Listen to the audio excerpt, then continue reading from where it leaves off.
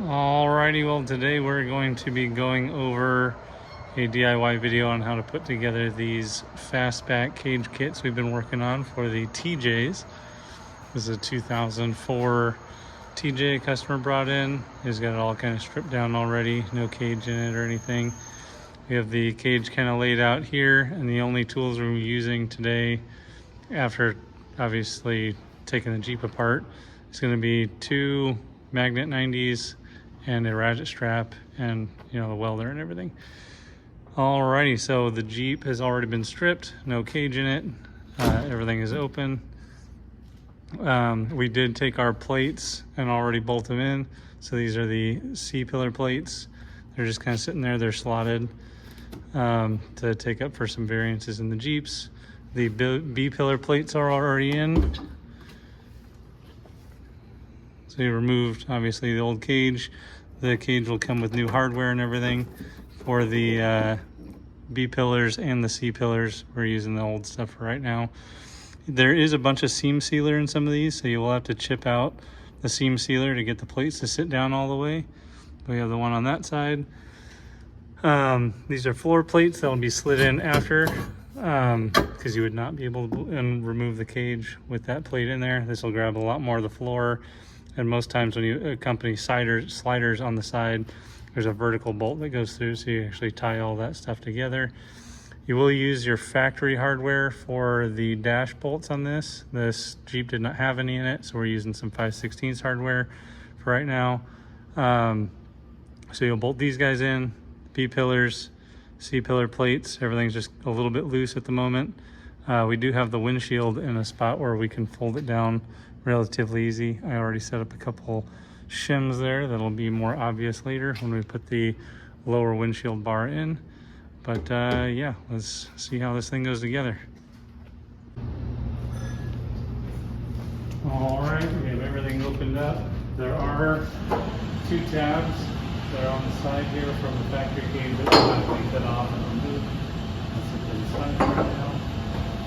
The 90-degree magnets are going to go on the C-pillar plates in the corner, especially because I'm alone today.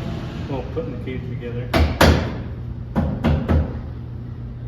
This will make it a lot easier to set it up without dropping a bunch of stuff.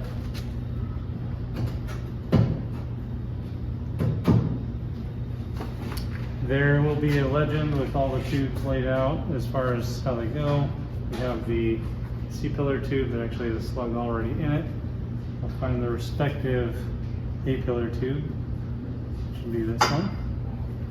These are actually just kind of plugged together. There is a tab on the bottom that holds a gap for when this thing gets welded up. And then this tube kind of drop on the dash. There's a keyed slot on there, a keyed slot in the B pillar, or the C pillar.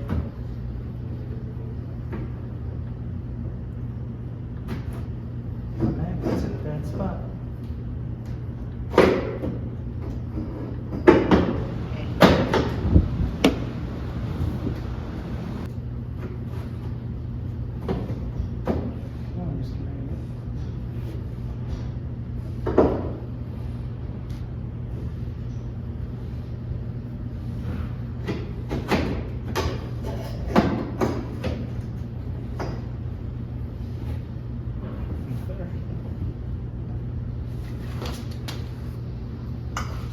The other continuous tray.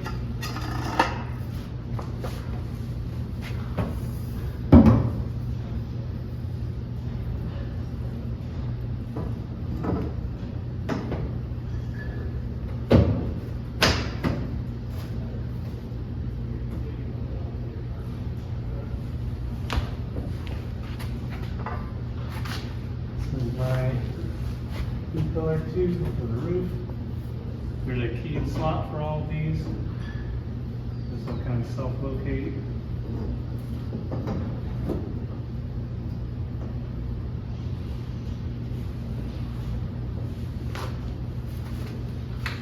And then my strap, I'm only going to need one just to keep tension in the middle.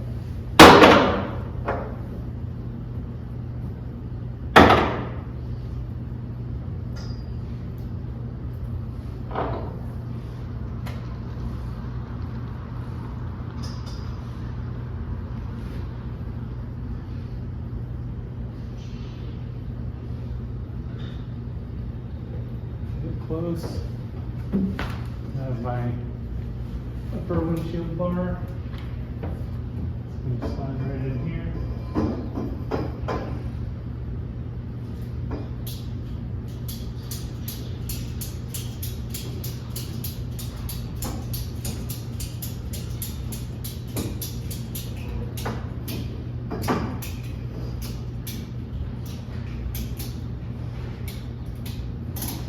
I got some tension in there.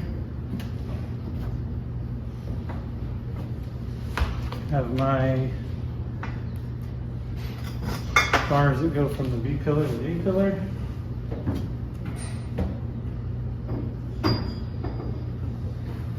Just kind of push that down forward. Line up your P-tabs.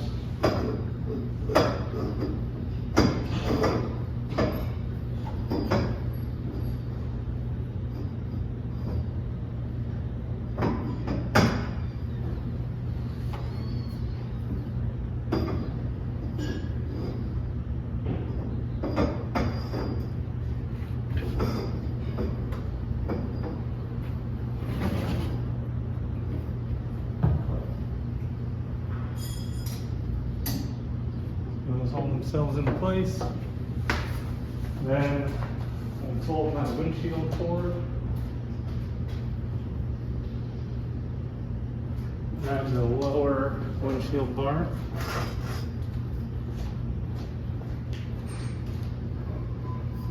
Find the slot on the other side.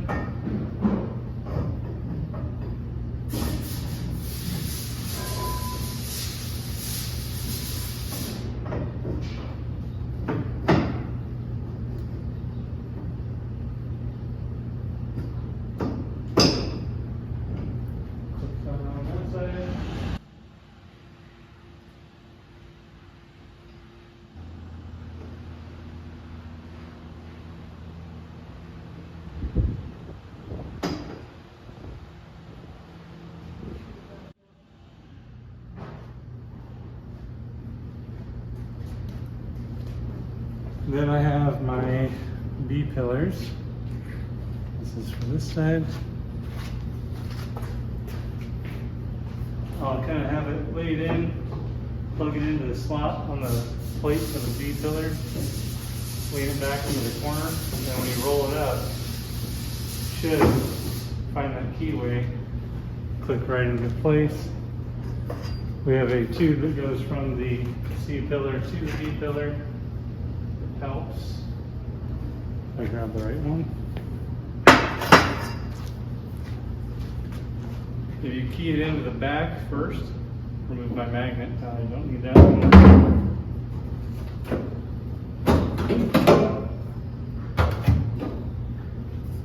Key it into the C pillar and have it low on the B pillar.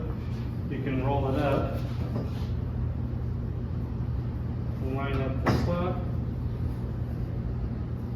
And the B pillar tube will roll just a little bit. That helps you get that key lined up and then locked in. Hold itself into place. The other B pillar and do the same thing.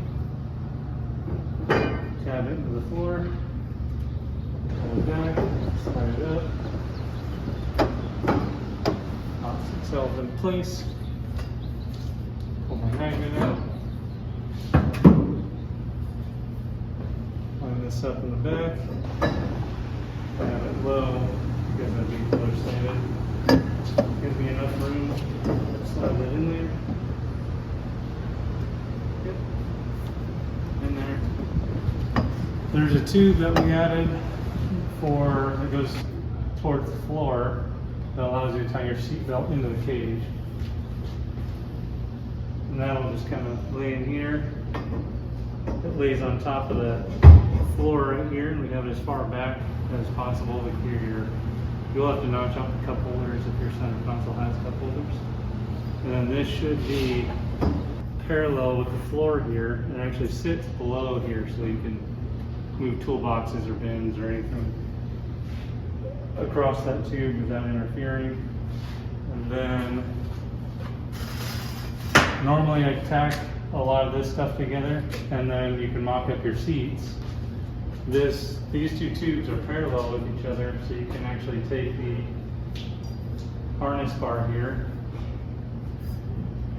and it'll line up with both of these. You can change the height based on your seating situation. So that you can make specific to yours. And then the only things we have left are a handful of gussets here. So we have two gussets, 45-degree gussets that'll go up here in the front.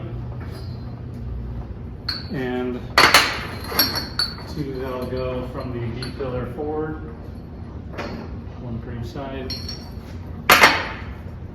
Two that'll go from the B-pillar towards the back, and those are going to be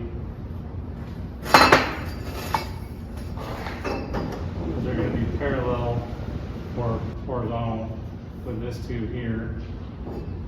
And then you'll have a gusset tube that goes from where that tube intersects. This will go up to where that roof bar intersects as well.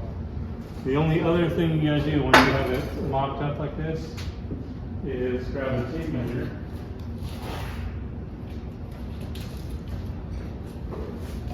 And everything can still shift just a little bit.